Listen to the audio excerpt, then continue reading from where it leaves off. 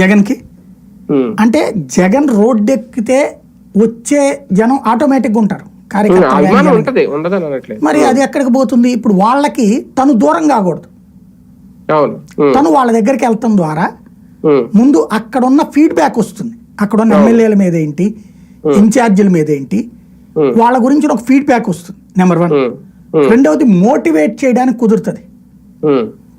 Motivate చేస్తే ఫ్యూచర్లో వాళ్ళకు ఉన్నటువంటిది అంటే ఇంకోటి వాళ్ళకు ఒక భరోసా ఇవ్వడం, మీ వెనకాల నేనున్నాను అనేటటువంటిది.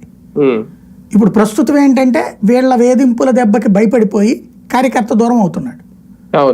వాళ్ళకి జగనే జనంలోకి వెళ్ళినప్పుడు ఓ ధైర్యం వస్తుంది కదా, ఆ ధైర్యం తెప్పించే ప్రయత్నం చేస్తున్నారు.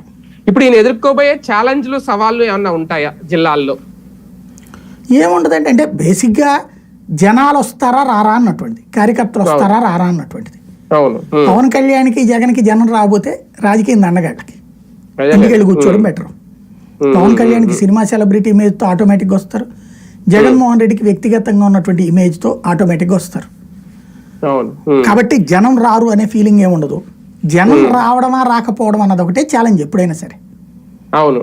అదే సందర్భంలో వాళ్ళకి ఏం పరిష్కారాలు చూపెడతాడు?